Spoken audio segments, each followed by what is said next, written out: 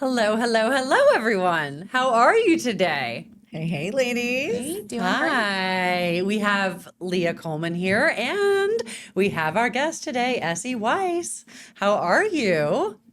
Doing so great. Good. Thank you. Such an honor to be here. I'm happy you're here because you have such a unique story of being a self-made entrepreneur, and your story has kind of morphed in different ways that we love here on Brick by Brick, because you didn't necessarily start with one plan and that was the way it went, right? Like, you've definitely had some different twists and turns in life. So I think that's always fun for us to get to talk to people on the show about that. So a little bit of a brief overview about Essie. Again, this is another introduction sweet Leah Coleman has made. Leah knows some of the biggest baddies in town, if you're not aware. Leah's a great person to know for networking and whatnot. She's a good connector of people. I feel like you do that, Leah, and it's awesome. So thank you for bringing someone else awesome here. Essie. So Essie, I actually met her kind of in passing. Leah, that's where I met Leah. So Leah was hosting the event. Essie was trying to sell her house over in the north side, right, on 3rd Avenue. Yes. And I stumbled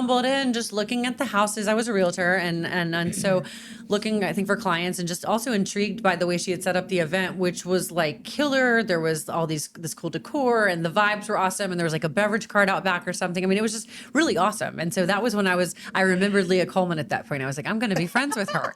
And that was probably the biggest broker open I've ever done. It was in my career, awesome. And I was like, this is so like bougie and awesome and cool. Trifecta, it was great. 3 houses, Yeah. progressive.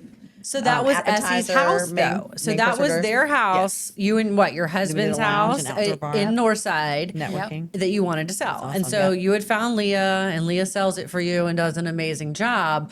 But there was a lot going on in your life before that and after that, because turns out you're a self-made entrepreneur because you got into some fitness franchises, and then now you've done some nonprofit stuff, and you're also doing coaching. So there's a lot of different things going on. Can we go back to the beginning, and how did you get started in business at 20 years old? Yeah, great question. So I was studying business at the University of North Carolina, Chapel Hill, and it was just the logical thing to me. If you're going to get a business degree, why not get some business experience? I'd managed a Curves franchise for a summer, and by the end of the summer, I kind of just put it together. I was like, hey, I'm doing everything for the owners. If I owned it, I would keep all the extra money. Girl math. I would get the business. That's right. That's right. I would get the business experience. The math will run the numbers. Let me run this mother.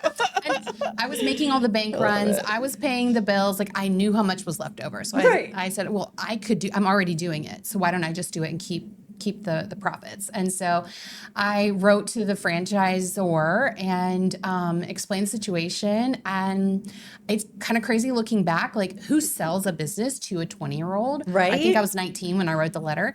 But they did. Oh my gosh. So, how bold. Yeah. 19. So you wrote a letter to the current franchise owner, so cool, and wanted to buy it from them, or did you write it to Curves? I wrote it to corporate. Okay. And I said, hey, I've been running one of your locations for the summer. I think I could do this on my own if I could open it up near college. And they said yes. That is amazing. Yeah. That is amazing. So how did you have to take out like a big loan to do that? Is that how that works? For those of us that haven't bought into something like that before. Yeah, I did. I did have to get some funding, but I mostly used my college funds. I got a free ride, full ride scholarship to Carolina. And so I used the funds that I had saved up for school to then put into my first business. Smart. Yeah. Smart cookie you are. Very good. I love that story. So you had the Curves then near UNC Chapel Hill. Mm-hmm. Did you buy more Curves? Like, how'd your life go? Were you still in school? Yeah, I was. I had my last 2 years to finish up. By the time I had graduated, it had this one location had just blown up. It was in a town of about 10 or 15,000, and we had 1,200 members. Dang. So it was the thing to do. I was able to take some of the earnings from that and put it into more. So by the time I was 24, 6 locations between Virginia and North Carolina. Dang. Yeah. Okay, so you kept those for a while. You graduated from college, right? Mm-hmm. And then what'd you do?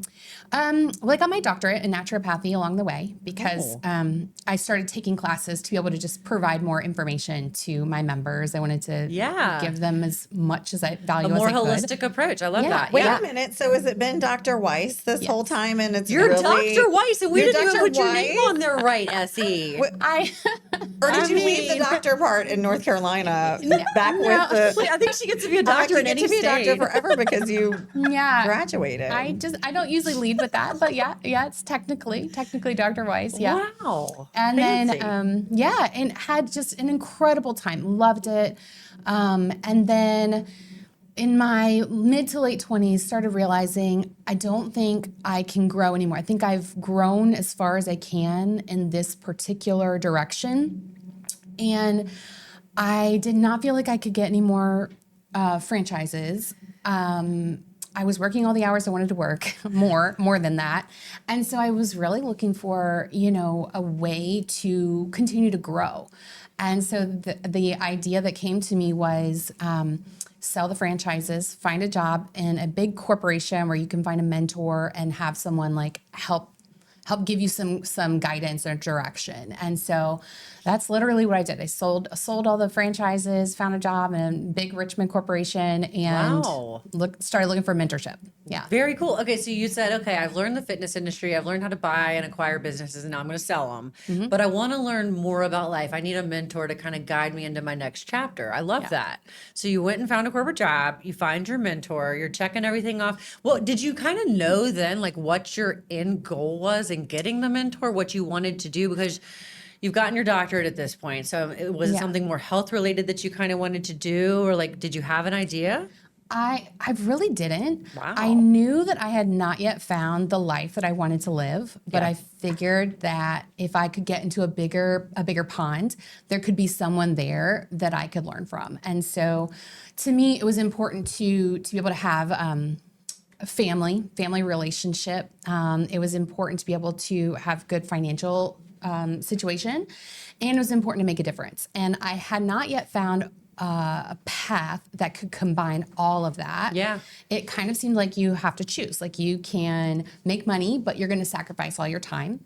Or you can have a really tight family, but you're probably not going to have enough time to make enough money. Right. Or it's just always choosing. It has always felt one Like way you, or another. especially as a woman, I think you feel like you have to choose a lot. And so I was at Capital One, and actually, so that's the big Richmond corporation. So it was actually one of my coworkers there at Capital One, same role as me, but he and his wife had already kind of figured that out, where they had a strong financial situation, they had a strong family life, they were making a difference, and he was connected with other people like that. And so he started mentoring me and also getting me connected with another couple who actually have been our mentors. My husband's and my mentors now for about almost 15 years. Wow. So, yeah. That's amazing. So That's what were such a these blessing. mentors? I know, another piece of what you've done is real estate investing. So did these mentors lead you to that as an opportunity? Because I'd kind of like to talk about your real estate investing a little bit, but I don't want to miss a piece of where your mentors have guided you as well. Yeah, yes and no. So they helped me see entrepreneurship differently. My perspective of entrepreneurship at that point was that, yes, you're going to own a business, but it's also going to own you. And they had figured out some ways to do that, built some systems of owning businesses that did not own them, where they could have free time. They could like that true freedom, right? Financial freedom, time freedom, Yes, and location freedom, right? And so they started teaching me about building business in the online space, which I had zero knowledge about. I could not tell you how to build a website. I don't know anything more than like GoDaddy.com. Right. I don't even recommend that. So, so they taught me that, and then we were able to use the funds from the online business to start investing in real estate. And so now that's what we do now. Is we teach people how to either get started in entrepreneurship, like owning your own business, or get started in real estate investing. very cool. Yeah. Very, very, very cool. Yeah. So you decided you wanted freedom for your life. I mean, that's essentially, that was your motivator, which I think is super cool. Cause that's what I always say. It's like, I will never not work, but I think the ability to say I work cause I want to is like such an awesome power to have. Right. And that's so cool. So let's talk a little bit about real estate. You've done over 55 doors, which is crazy. What sparked your interest? yeah. I mean, obviously investing was kind of like the experiences you'd had. Did that couple go in on the first investment with you? Was that on your own? Like, how was your first investment process?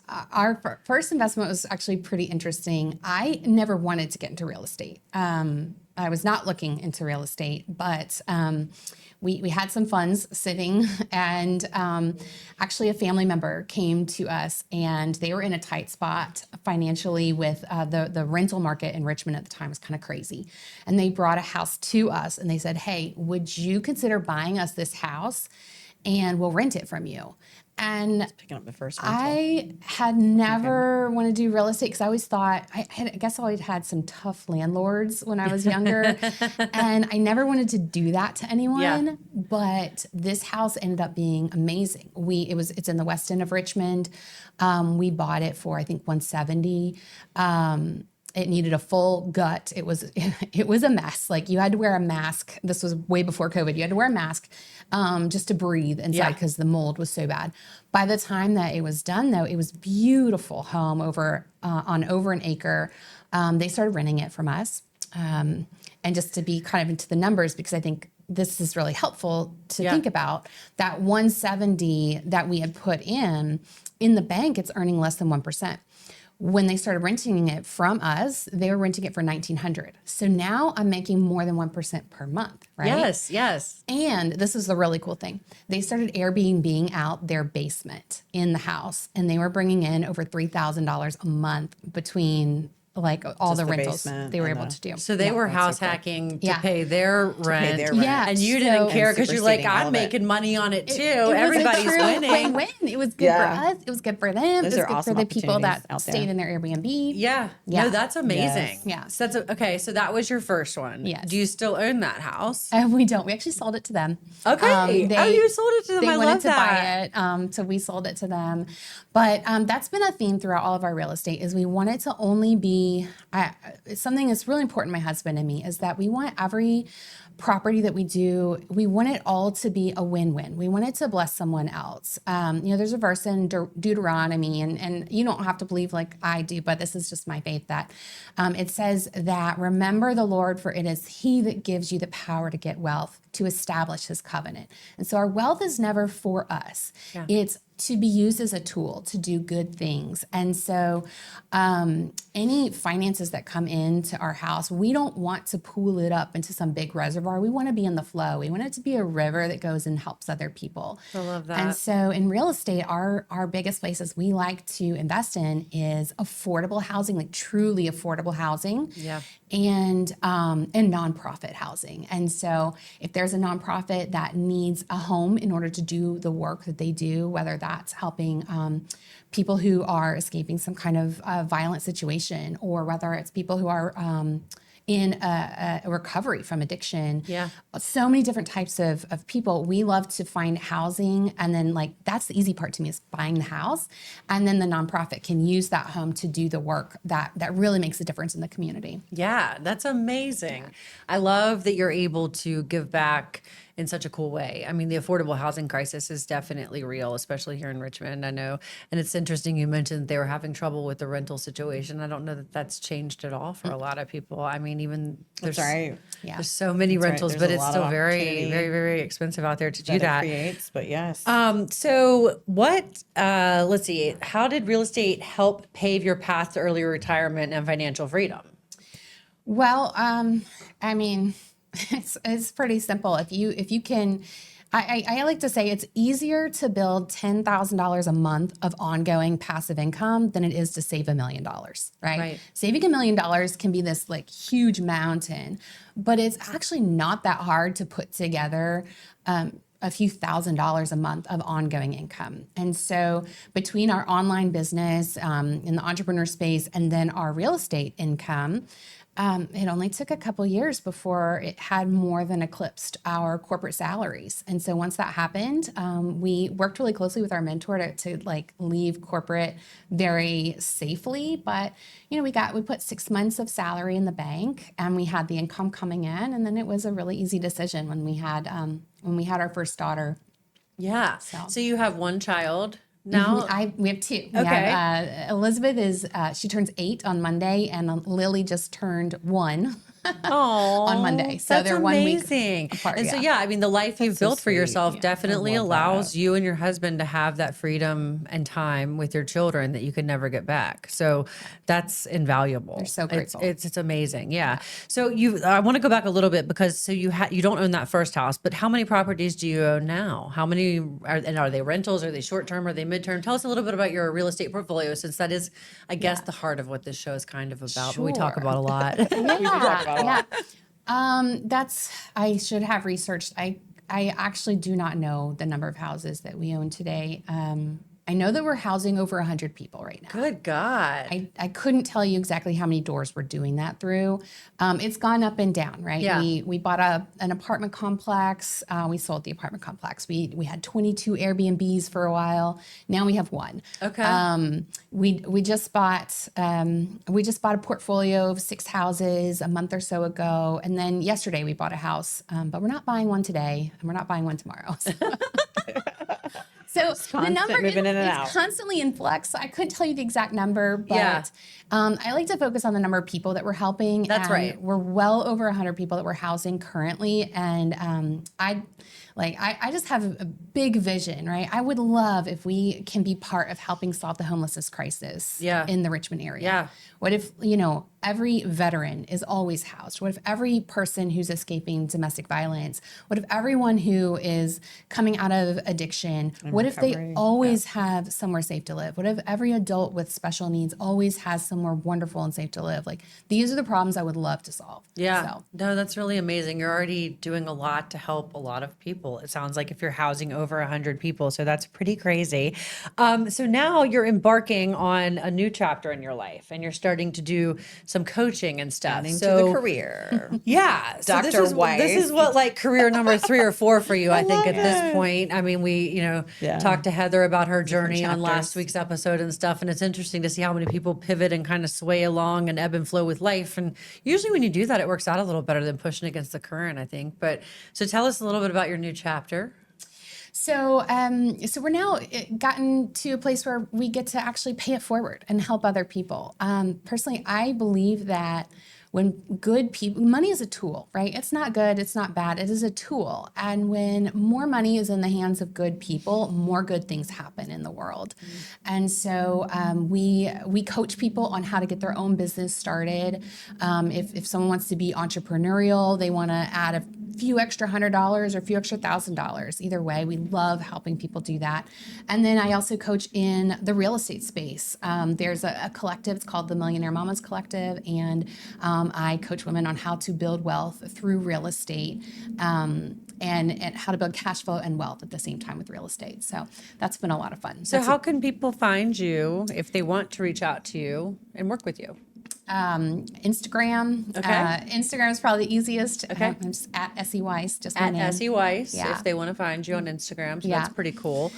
And so is what you're doing now nonprofit? Is part of it nonprofit that you're doing? Yes? Yeah, so in the real estate space, we love renting to nonprofits, but that is a for-profit endeavor. Right. Each nonprofit rental still has to clear a little bit of finances so that we can keep scaling and doing more of it. Right. But last year I did found a nonprofit. It's called the Cuddle Foundation. Oh my God. I love that. Yeah. When our first daughter was born, she was in the NICU for a few weeks, and it was a tough time. Any NICU parent will tell you it is survival. But while we were there were about 20 other babies that were in the NICU while our daughter was there, and there were literally 3 families that could come on a daily basis.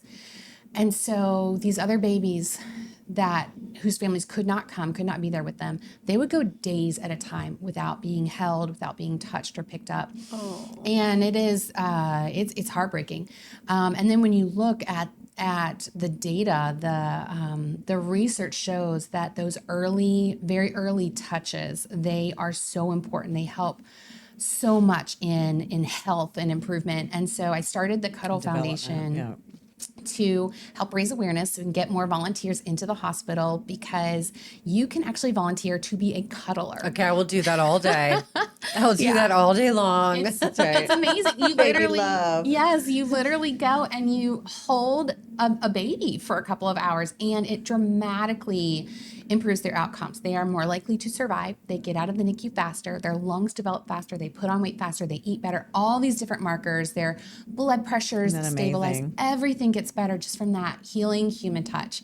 And it's free. It's easy. And you know, who doesn't love holding a little baby? No, that's amazing. There's got to be markers too for like the benefits that it would help for the in adult, exchange for the adult as well. It actually does. It lowers your blood pressure. It decreases your chance of Alzheimer's. Like all these amazing things. No, it's amazing for both humans. So I mean, cool. because it's humans Thank you need for touch. sharing these statistics. That's with amazing. us. I love this. Is it a specific Congratulations. hospital you do this with? So in the Richmond area, the 3 hospitals that have the Cuddle program are St. Mary's, VCU, and Johnson Willis. Cool. And out of those, actually, only Johnson Willis is even accepting any volunteers right now, because they've had so many volunteers already apply. So, Oh my God. yeah, so we're now expanding all over the country to fill up all the hospitals. That's amazing, Essie. Oh my God. Well, Johnson Willis is right down the street from the station. And so I'm going to have to get with you after this today and figure out how we can set this up, because that's awesome. I love this. So we're going to do a little rapid fire real quick, and then we're going to let you go for the day. So what So was we picked a question. Oh, you did. Do you mind if I share? Do it. All right. So passive income or active hustle, Dr. Weiss? Passive all the way. It's the only thing that gives you freedom. I feel like I knew the answer.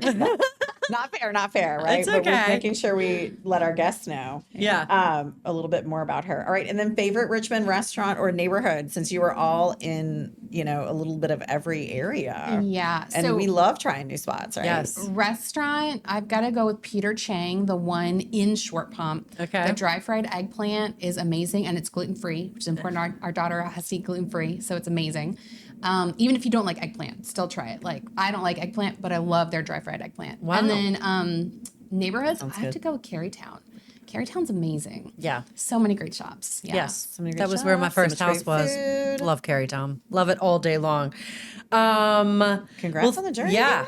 girl. Thank you so much for coming in. We Yeah, have loved tell us your having you. story. And be sure to check Essie Weiss out on Instagram if you're interested in having a mompreneur that can help you as well with your lives. Yeah. And until next time, everybody, just keep staying positive, keep smiling, and keep building it brick by brick. brick.